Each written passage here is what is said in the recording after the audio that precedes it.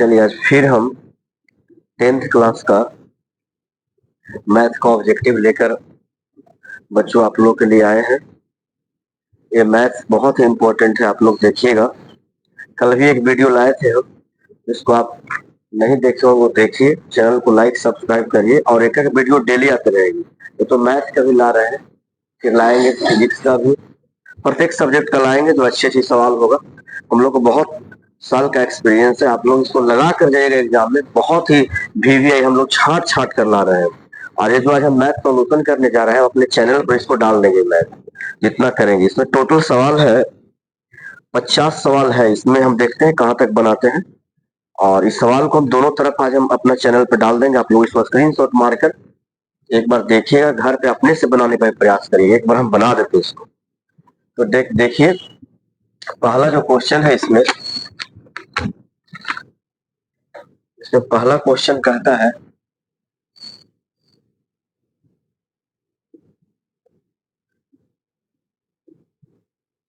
एक सिक्के को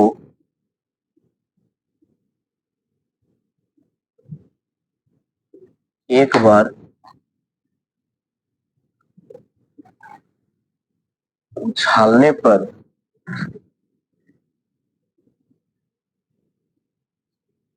जीत आने की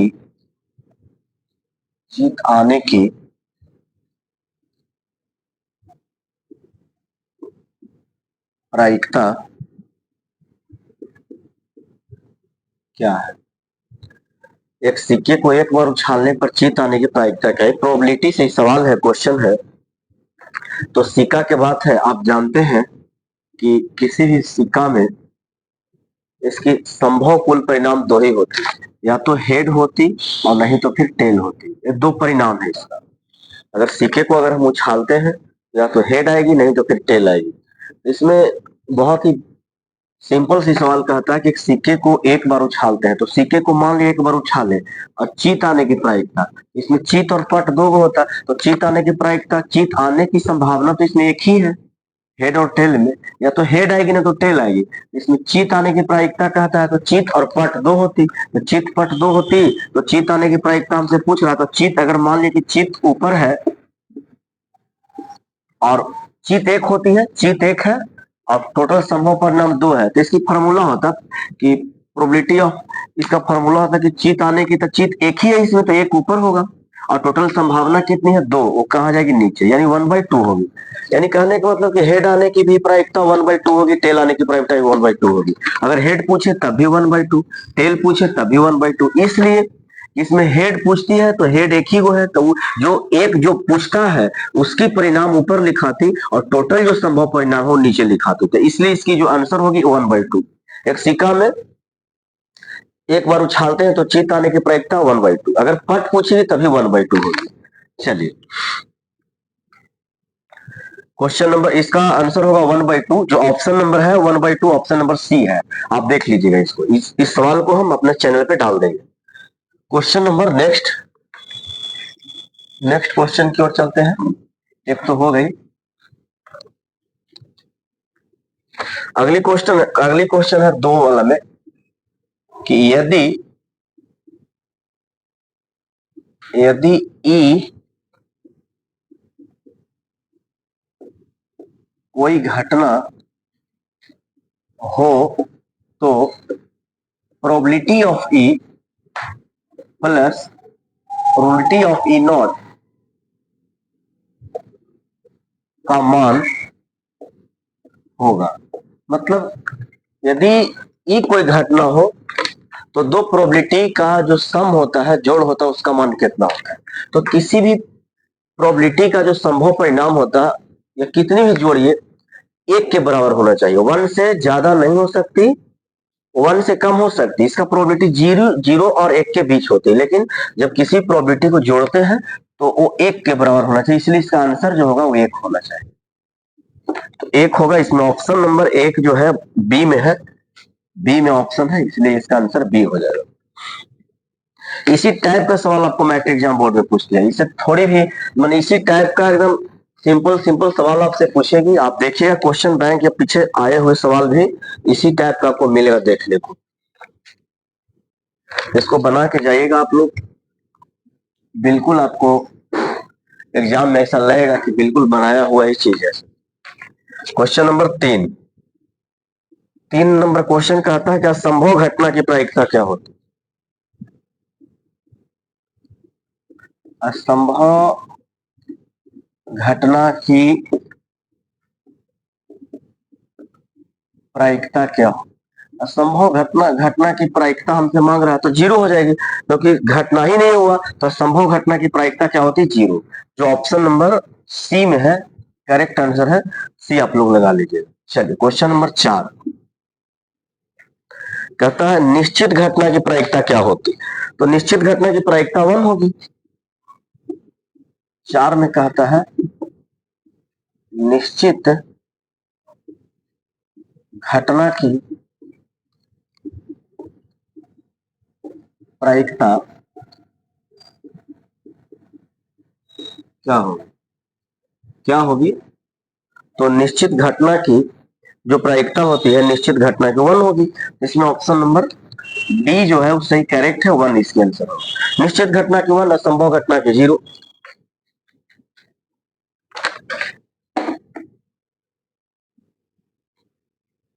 जो प्रोबेबिलिटी में होती 0 से बड़ा 1 से छोटा, मतलब प्रोबेबिलिटी की जो घटना होती है निश्चित तो 1 हो जाएगी, असंभव के 0 हो जाएगी। चलिए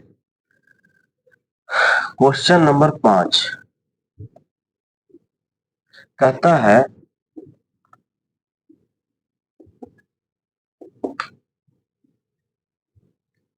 निम्नलिखित में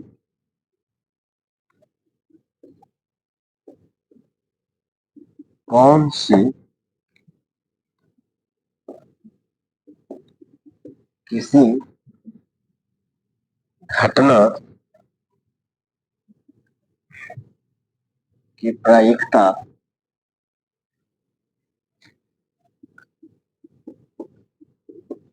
नहीं होती, तो ऑप्शन देख लीजिए। ऑप्शन है ए में 0.8, बी में ऑप्शन है 1.5, सी में ऑप्शन है 80% और डी में ऑप्शन है 2/5। ऑप्शन से ही देख लीजिए। कहता है निम्नलिखित में कौन सी किसी घटना की प्रायिकता नहीं हो सकती। प्रोबेबिलिटी में 0 से अधिक और 1 से कम, मतलब 0 और 1 के बीच में ही होना चाहिए इसकी, तो 0.8 0 से ज्यादा 1 से कम ही हो सकती। 1.5 जो 1 से ज्यादा है, 1 से ज्यादा नहीं होना चाहिए। 0 से ज्यादा 1 से कम हो, 1 तक हो लेकिन 1 से ज्यादा नहीं होना चाहिए, ये तो नहीं होगी। 80% का मतलब कि 1 से कम हो गया, 80% मतलब 80/100। इसको काट भी देंगे हम लोग तो 2 से 2 चौके 8, 2 5 10, इसमें अगर भागा देते हैं तो आप जान रहे हैं कि ये जो भागा देने के बाद आएगा 0 से हल्का ज्यादा और 1 से कम ही आएगा, तो ये भी हो सकती है। 5/2 ये भी अगर भागा दीजिएगा 2 में 5 से तो 0 5 के 20, जो कि 0.4, मैंने 0 से ज्यादा 1 से कम है। तो इसमें 3 में हम देखें कि जो 0 और 1 के बीच है, लेकिन एक ऐसा ऑप्शन नंबर बी है जो 1 से ज्यादा है। तो कहता है सवाल आपको कि निम्नलिखित में कौन सी किसी घटना की प्रायिकता नहीं हो सकती, तो ये जो ऑप्शन नंबर बी है वो बिल्कुल करेक्ट है, नहीं हो सकती, बाकी सारे ऑप्शन हो सकते। चलिए क्वेश्चन नंबर 6 की ओर बढ़ते।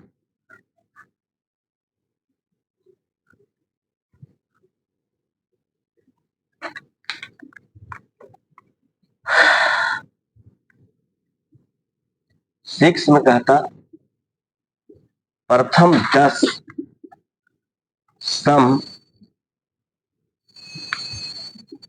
प्राकृत संख्याओं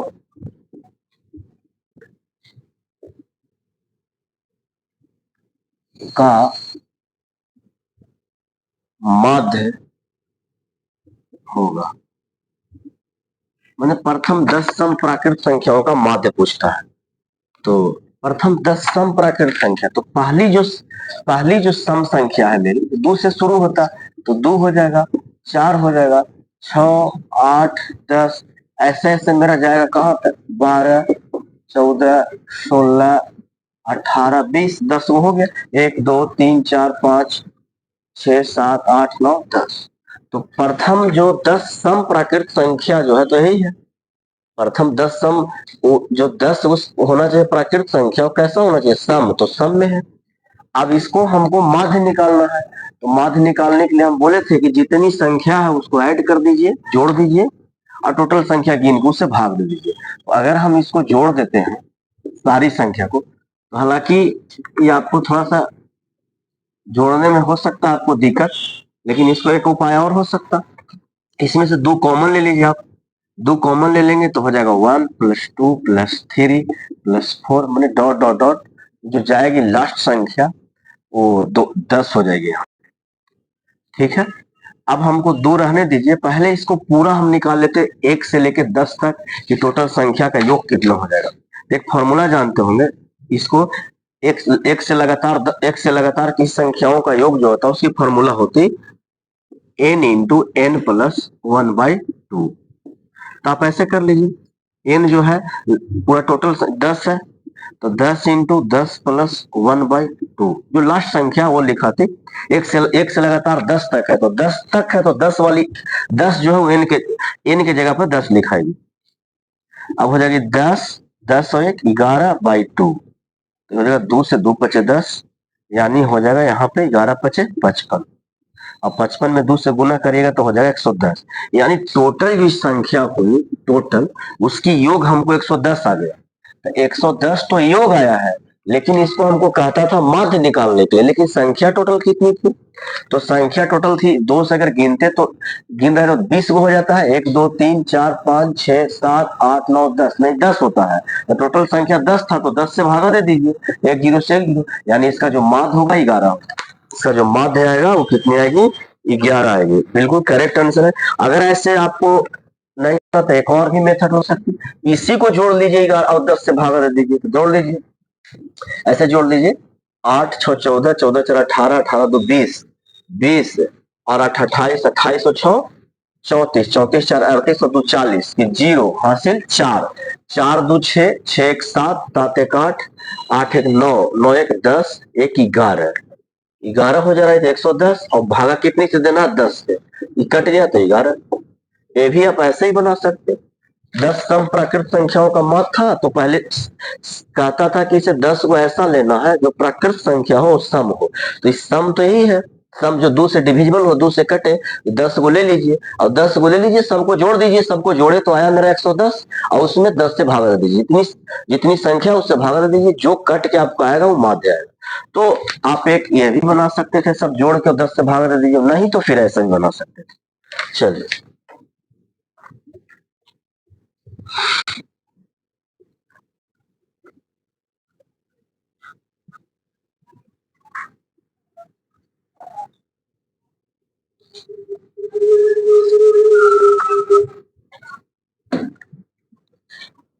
क्वेश्चन नंबर 6 हो गई। Question number 7, question number 7, daily आप लोग मैथ देखिएगा, क्योंकि बहुत सारे ऐसी मैथ हो जो रिपीटेड होते रहेगी, और रिपीटेड होते रहेगी तो बहुत ही आपके लिए लाभदायक होगी, क्योंकि आज हम उस सवाल को बता दिए, कल फिर वही सवाल रिपीट हो रहा है, तो आपके लिए बहुत ही आसान होगा, उसको आप अपने से भी लगा सकते हैं। तो देखिए क्वेश्चन नंबर 7 में कहता है कि 3 5 2 5 7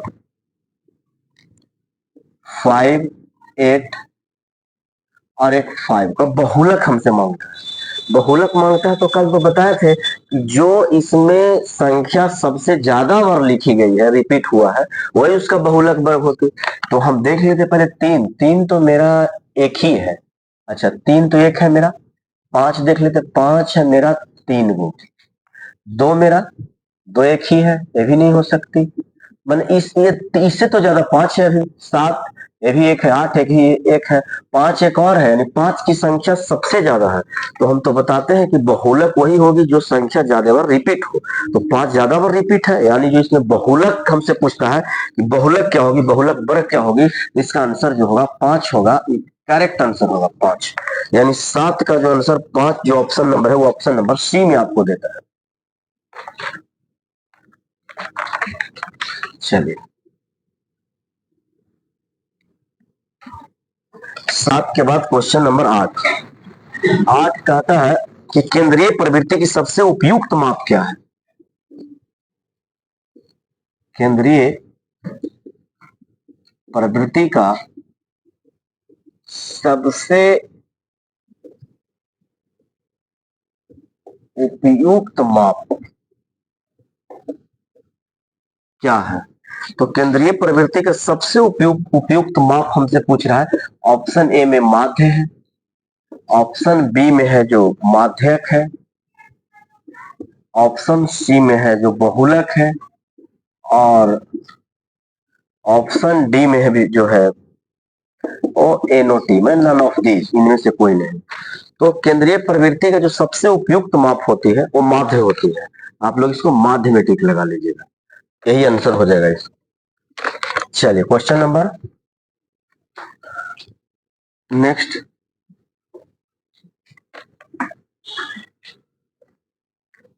क्वेश्चन नंबर 9 कहता है कि प्रथम 5 लगातार प्राकृत संख्याओं का माप।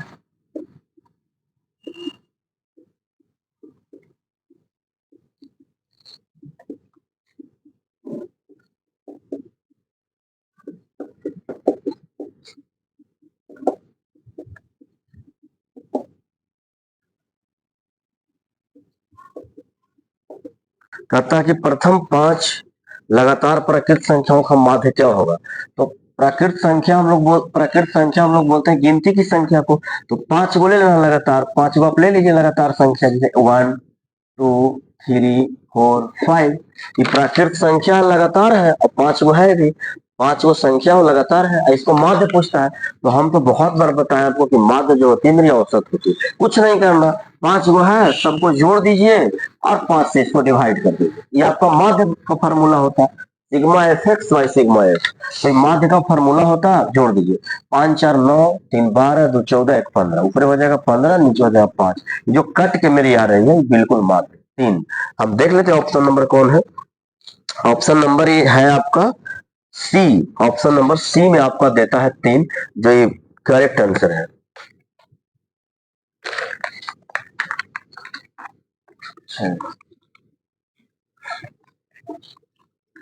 ये आप लोग का बिहार बोर्ड मैट्रिक का जो होने वाला है 2025 में, ये बहुत आप लोग का लाभदायक साबित होगा। इसको आप लोग बना के जाइए, डेली वीडियो डालेंगे हम। हालांकि फिजिक्स का भी सवाल लाने वाले हैं, केमिस्ट्री का भी लाने वाले, सब सवाल आपको धीरे धीरे लाएंगे। अभी हम सब छांट रहे सवाल जो आप लिख लिया आप लोग के लिए। 10 वाला क्वेश्चन कहता है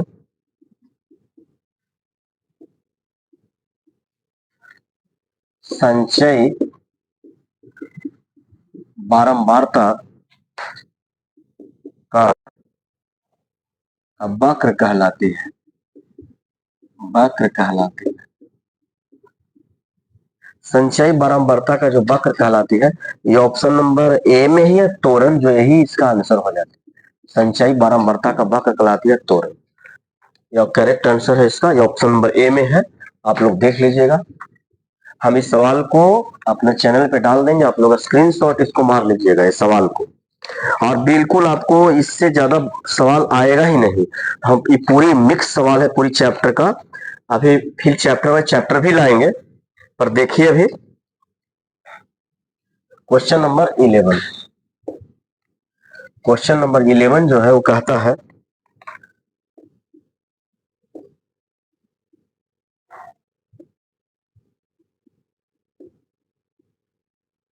एक अर्धगोला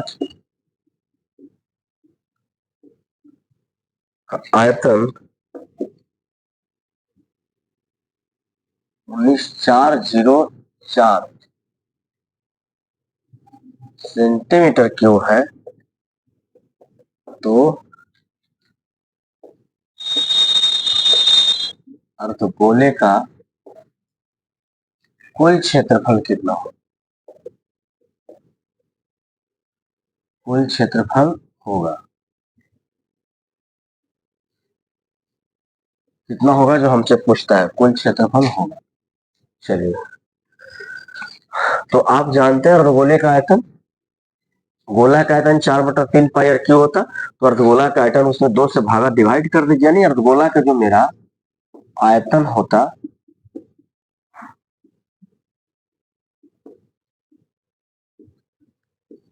वो हो जाता 2/3 पाई आर क्यू। याद रखिएगा आप लोग, अर्धगोला का आयतन तो दे रखा क्वेश्चन में, अर्धगोले का आयतन जो है ये दे रखा है कितना, 19,404। तो ये अर्धगोले के आयतन की जगह रख लीजिए, ये भी अर्धगोला का आयतन है, 2/3 पाई के मान डाल दीजिए 22/7। आर क्यू तो नहीं पता है, आर क्यू छोड़ दीजिए, यहाँ से आर निकाल लेना हम लोग का। तो एक काम कर लीजिए, आप जानते हैं ऊपर है इसके नीचे एक छुपा रहता, तो सामने सामने काट लीजिए, 2 से इसको काट लेते हैं हम, 2 से 2 9 18, एक बचा, 2 सके 14, 0 2 2 में 4, 22 से काट के देखते हैं कटता है कि नहीं, 22 से 22 चौक 88, 88 हो गया, इस है तो 97, 88 2 90 और 7 97, 9 बचा, फिर 22 चौक 88 और बचा 2, 22 से कम 22, 441 हो गया। आप अच्छे से काट लीजिएगा अपने तरीके से। तो अब जो बचा यहाँ पर वो बचा ऊपर 441 बटा में 1, ऊपरे बचा ही तो ऊपर है, इसके नीचे एक छुपा रहता आर क्यू और नीचे 7 या 21, क्रॉस मल्टीप्लाई कर लीजिए आप लोग, आर क्यू में 1 से करते हैं तो आर क्यू हो जाएगा, 21 में से करेंगे तो 441 गुना 21। जानते हैं आप एक काम और कर सकते हैं, 441 को 21 गुना 21 भी लिख सकते हैं, वो पहले से ऑलरेडी 21, यानी ये जो होगा ऐसे कर दीजिए, आर बराबर, ये तो 21 होगा, लेकिन घनमूल 3 यहाँ चला जाएगा। अब इसका आर का मान जो मेरा आएगा 21, आप जानते हैं ना 144 अगर रहता उसका आप डायरेक्ट वर्गमूल निकालते तो 12 लिखते, क्यों, यहाँ 2 छुपा रहता, वर्गमूल लिखा नहीं आता पर 2 रहता है, 144 को हम काहे लिखते 12, क्यों, क्योंकि आप जानते हैं कि 144 को हम लिख सकते हैं 12 गुने 12, यानी 2 यहाँ भी है 2 यहाँ, तो 2 यहाँ 2 के मतलब एगो बाहर निकल जाती है, तो यहाँ पर 3 है यानी 3 में से वो बाहर आ जाती है। तो आर बराबर 21 हो गया, आर का मान जब मेरा 21 है तो हमसे पूछता है अर्धगोले का कुल क्षेत्रफल क्या होगा। अर्धगोले का कुल क्षेत्रफल के फॉर्मूला होता है, वो हम लिख देते हैं,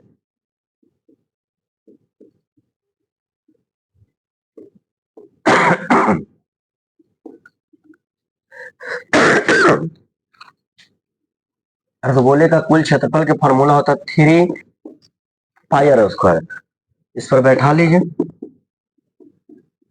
पाई के मान 22/7 आर,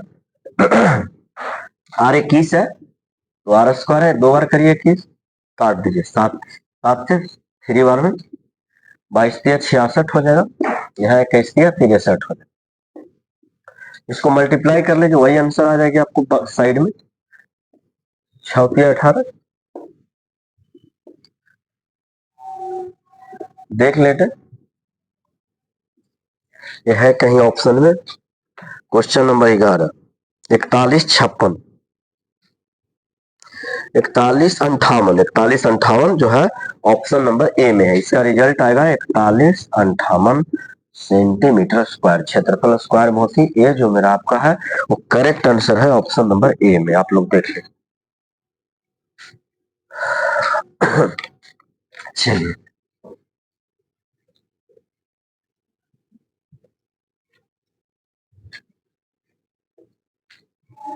आप लोग चैनल सब्सक्राइब कर लीजिए, बहुत ही अच्छे अच्छे सवाल आपके लिए हम लाएंगे। चैनल सब्सक्राइब कर लीजिएगा तो आपके पास पहले ही वीडियो पहुंच जाएगी, और इसको अभी हम मैथ डाल रहे हैं, फिर 12 क्लास का भी हम कुछ लाते रहेंगे, 12 क्लास का मैथ भी हम सॉल्यूशन करवाएंगे।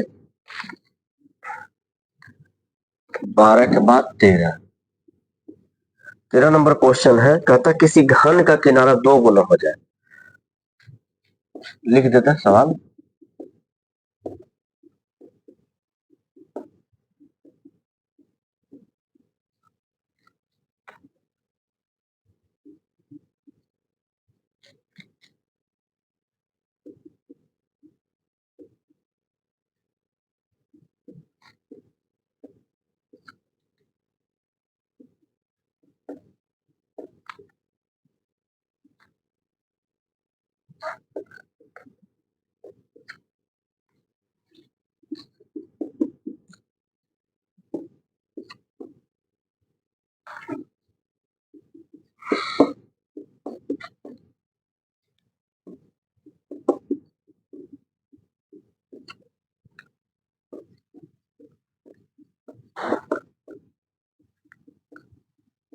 चलिए, कहता है क्वेश्चन है तेरा वाला, किसी घन का किनारा 2 गुना हो जाने पर कुल पृष्ठ क्षेत्रफल पहले के कुल पृष्ठ क्षेत्रफल का कितना गुना हो?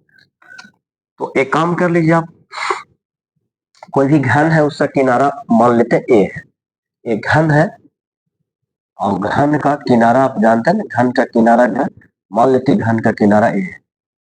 तो घन का जो वो ये घन है, इस घन का जो पृष्ठीय क्षेत्रफल होता है, उस घन का पृष्ठ क्षेत्रफल का फॉर्मूला होता है 6 गुने भुजा स्क्वायर, यानी ए स्क्वायर। ये तो पुराने वाला हो गया, लेकिन नया जो कहता है कि किसी घन का किनारा 2 गुना कर दिया जाए। अब जो घन का किनारा था, जो मेरा ए था, उस किनारा को हम लोग करने वाले हैं 2 गुना, यानी 2 गुना का मतलब कि अब ए की जगह 2 हो जाएगा। तो इसका पृष्ठ क्षेत्रफल कितनी हो जाएगी?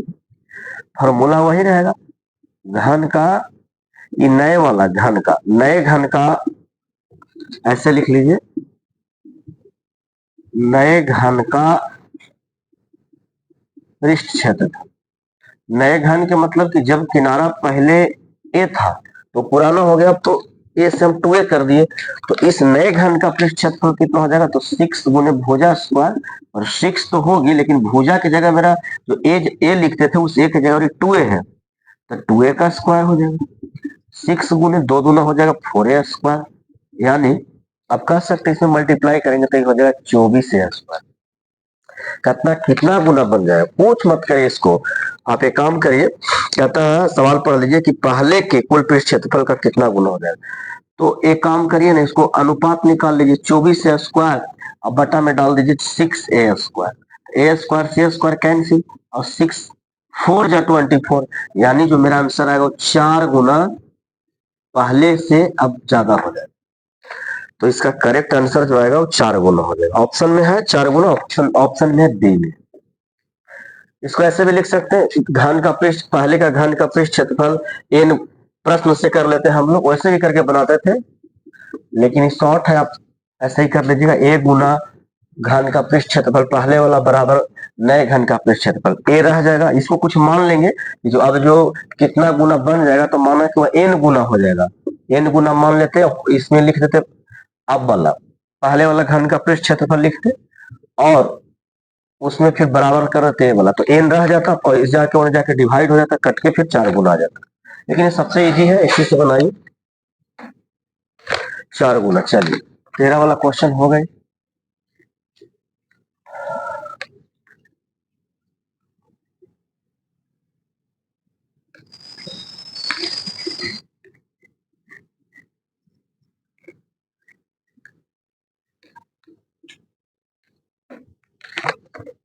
तेरह के बाद क्वेश्चन नंबर 14 है, बिल्कुल इसी टाइप के मैट्रिक एग्जाम बोर्ड में सवाल में ऑब्जेक्टिव आती है।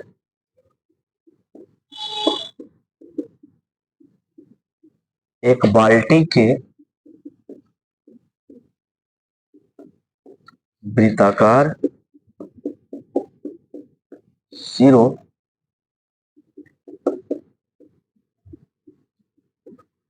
त्रिज्याएं 35 सेंटीमीटर और 14 सेंटीमीटर है, और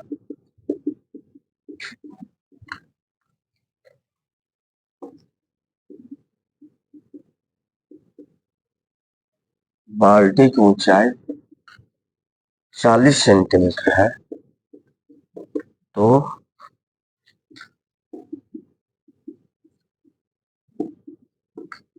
इसका आयतन होगा, हमसे आयतन पूछ रहे हैं। एक बाल्टी है, जो बाल्टी जो है बाल्टी के वृत्ताकार सिरों की त्रिज्याएं आपको दी हुई है, 35 सेंटीमीटर एक है और एक है 14 सेंटीमीटर। आइए एक बाल्टी हम बनाने का प्रयास करें। सपोज दैट, मान लीजिए कि एक बाल्टी है,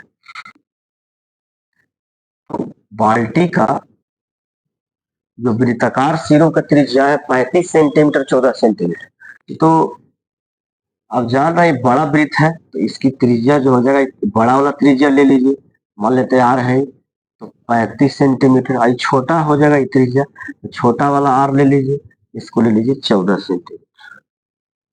मतलब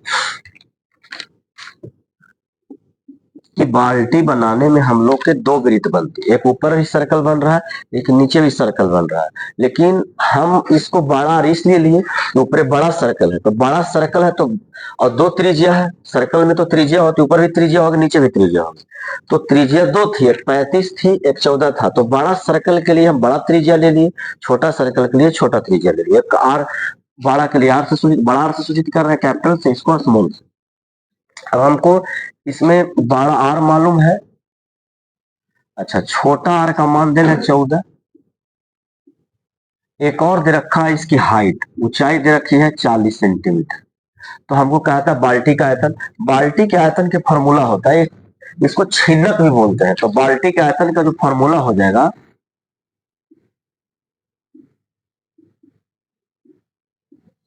वो होती है 1/3 pi H R square plus R square plus R into R, इसी पर इसको बैठा देंगे, तो 1/3 पाई के मान 22/7, एच मेरा है 40, 40 रख लीजिए, आर बड़ा वाला आर के मान कितना 35 का स्क्वायर, छोटा वाला आर मेरा है 14, तो 14 का स्क्वायर, बड़ा आर है मेरा 35, छोटा आर है 14, इसको कैलकुलेशन कर लेते हैं, यहाँ पे कर दे कैलकुलेशन इसको, तो हो जाएगा मेरा 1/3 22/7 है और है 40, अच्छा 35 का स्क्वायर आप कर लीजिए, 35 गुने 35 करिएगा तो उम्मीद कितना है, 5 दिया 15 2 17, 175 हो जाएगा, 35 3 5 होता है 105 हो जाएगा, 5 7 5 12, 1 1 2 1, 1225 आ जा रहा है इसका।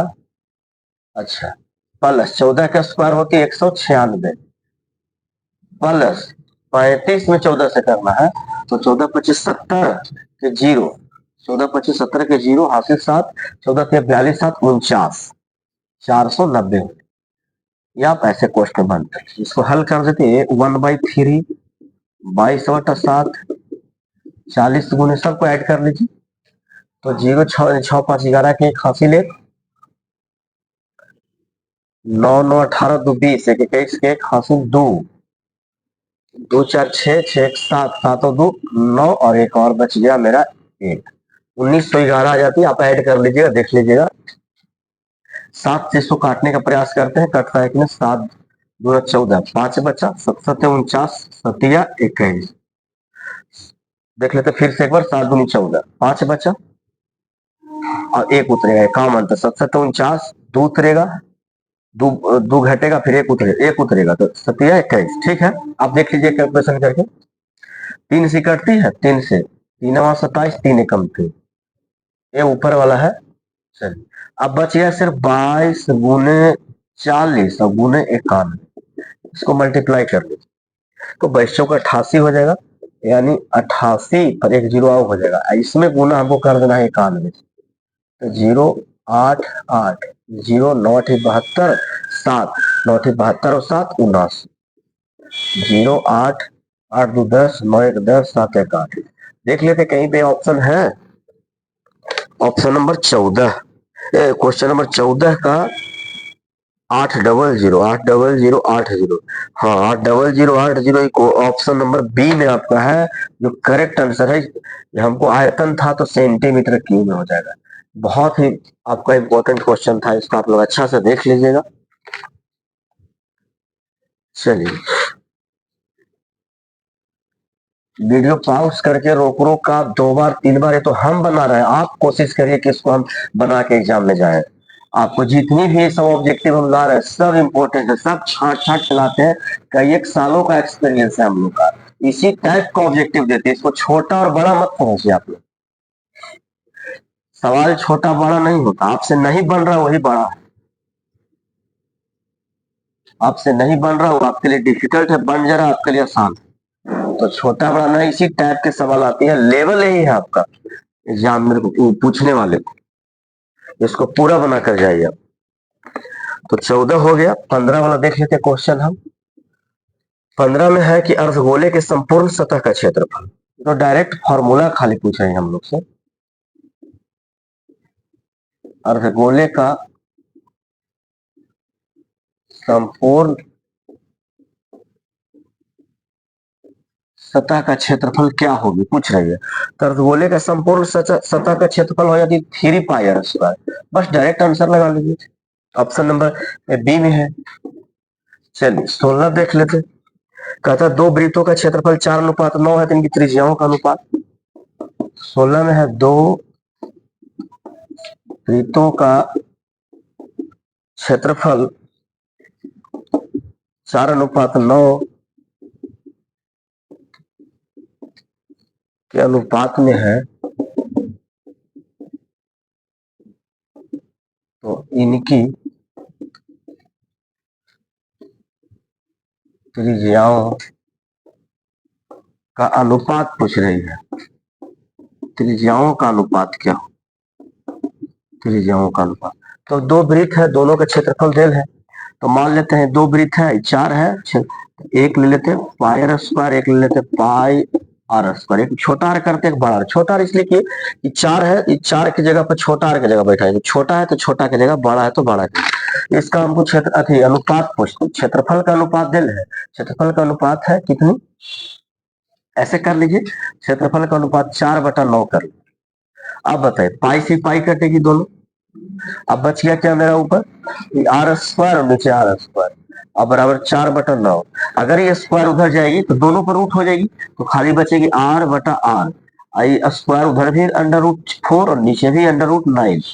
अब आप जानते हैं कि r/r इसका वर्गमूल हो जाएगी 2, 4 का 2, 9 का 3, यानी इसकी जो त्रिज्या का जो अनुपात होगा, जो त्रिज्या का जो अनुपात होगा, वो अनुपात मेरा 2:3 होगा, जो एक करेक्ट आंसर। देख लीजिए 16 वाला का क्वेश्चन का करेक्ट आंसर है 2:3, बिल्कुल option number B. Option number B will be correct answer. चलिए हम तो जल्दी जल्दी आपको बना रहे हैं, आप लोग उसको वीडियो को रोक रोक कर एक बार नहीं 2 बार 3 बार सब बना के जाइए। क्योंकि हम लोग पढ़ाते हैं 10+2 तक, तो हम लोग 10+2 का भी सवाल लाएंगे।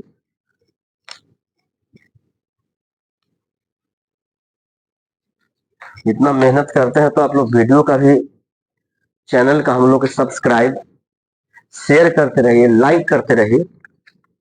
रात में आप लोग के लिए वीडियो शूटिंग करा, आज दीपावली है, छोटी दिवाली, आप लोग के लिए बोल देते हैं एक बार हैप्पी दीपावली पूरे मेरे परिवारों की तरफ से। तो अब हो गया क्वेश्चन नंबर 16 हो गई, क्वेश्चन नंबर 17। क्वेश्चन नंबर 17 में कहता है कि एक अर्धवृत्त का परिमाप, एक अर्धवृत्त, एक अर्धवृत्त का परिमाप जो है 36 सेंटीमीटर हो, तो इसकी त्रिज्या पूछती है क्या हो, त्रिज्या पूछती है। देखिए अर्धवृत्त का परिमाप, परिमिति, परिधि सब वही होते, लेकिन एक बात आप जान लीजिएगा, बहुत ही वीवीआई क्वेश्चन है, बहुत बार परीक्षा पूछा है, देखिएगा आप लोग इसको सॉल्यूशन हम करते हैं। बहुत बच्चे सोचते हैं कहा कि वृत्त के परिमाप और परिधि एक ही होती, तो वृत्त के जो परिधि होती वो 2 पाई आर होता, तो उसका अर्धवृत्त जब पूछता है तो खाली 2 से भागा दे काट के सोचते हैं कि अर्धवृत्त के परिमाप खाली पाई आर होगी, जो कि ये बिल्कुल गलत हो जाती। अर्धवृत्त के परिमाप का जो फॉर्मूला होता है वो हम लिख रहे हैं। अर्धवृत्त का जो परिमाप होगा, वो परिमाप का फॉर्मूला होता है पाई आर प्लस 2r। वो कैसे, कोई अगर वृत्त है उसको आप काट दीजिएगा, काट दीजिएगा तो अर्धवृत्त होगा, तो अर्धवृत्त होगा तो ए, इसको कहते हैं हम लोग अर्धवृत्त। तो इसकी परिमाप का मतलब कि बाउंड्री, तो बाउंड्री की है, तो मान लीजिए पूरा वृत्त है, तो पूरा वृत्त है, बाउंड्री है, तो ठीक है, इसकी फॉर्मूला परिमाप को, परिधि को 2 पाई आर। लेकिन जब इसको काटे हैं तो इस टाइप के बन गया, इस टाइप के बन गया, तो ये पूरा वृत्त के परिधि है, अर्धवृत्त में आप 2 से भागा दीजिएगा तो खाली पायर हो जाएगा। तो पायर सिर्फ ई वाला क्या आया है, जो यहाँ पर जो व्यास होती, व्यास, इसमें जो व्यास होती है, व्यास, तो व्यास में 2 आर होती है, आर और ई भी आर, तो अर्धवृत्त के कुल जो परिमाप होती है पायर, तो ये हो गया आपका, और आर आर एक और 2 आर हो गया, एक आर और एक आर, तो आर आर कितना हो गया 2 आर, तो ये हो गई अर्धवृत्त का परिमाप पायर प्लस 2 आर। इसको आप लोग ध्यान से देखिएगा फिर से। ये जो हो गया परिधि हो गया, तो परिधि का जो हो गया तो पायर हो गया वृत्त के, लेकिन जो व्यास जो है वो व्यास 2r के बराबर एक डायमीटर होता है।